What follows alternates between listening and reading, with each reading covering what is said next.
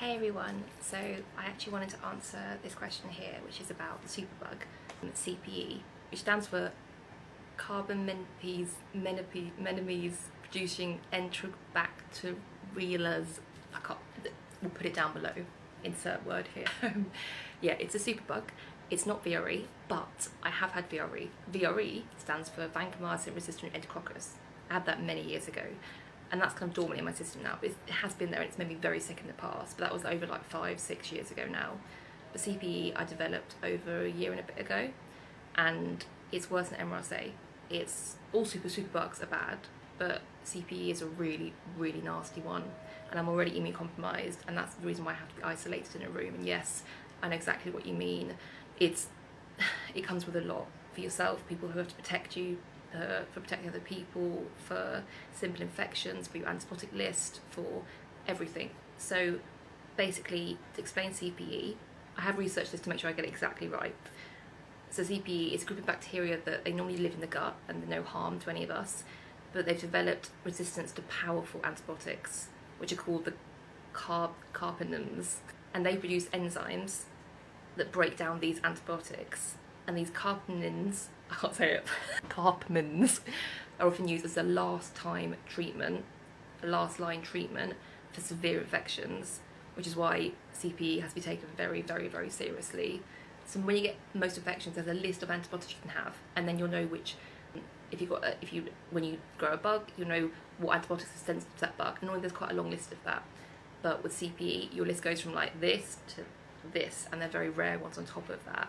CPE is called a superbug because it's resistant to not just some antibiotics, the general most common antibiotic it's resistant to, and the rare ones, and the list then is very little, like I said, left. It spreads very easily in healthcare settings, and infections can be not just difficult to treat, they can be fatal if not treated.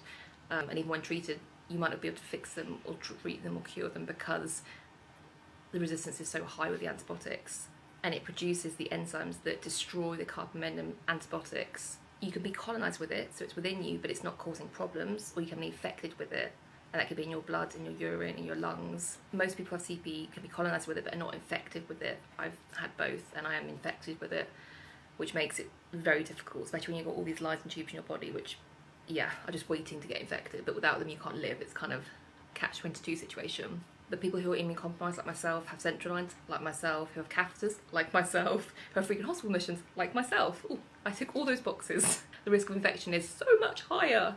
It spreads, I got it in hospitals, it spreads in hospitals, mainly hospital environments, especially intensive care environments, medical equipment, and that's why when you have it you have to be isolated and use precautions, gowns, gloves, PPE, etc. So I remember when I was researching this, just to make sure I got the facts right, it was like, in people, why is it high risk in people with more complex needs? People who have central lines, catheters, are on TPN, open wounds, need frequent IV antibiotics, and it's like, I just ticked all those boxes. It's like, yep, that's me. So basically, CPE is a highly antibiotic resistant gut bacteria. It can live harmlessly in you, but it can also become very dangerous. And it's particularly serious in really vulnerable patients like myself. So prevention and infection control are absolutely vital. But I have also had VRE, like I said, which is vancomycin resistant enterococcus, which is another superbug.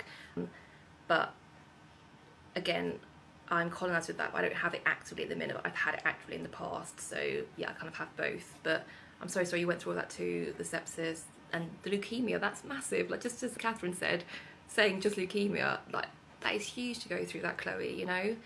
So give yourself credit, because yeah, you're obviously a fighter for coming through that and all of what you went through with your own superbug, with the VRE, the sepsis and the infections. You know, you're a tough cookie too, so I just want you to know that. And anyone who's fighting superbugs and infections, it's really difficult.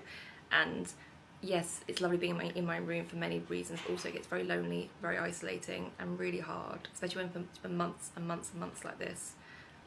Yeah, I hope that explains a little bit more about the superbug and about CPE. If you have any other questions, just let me know.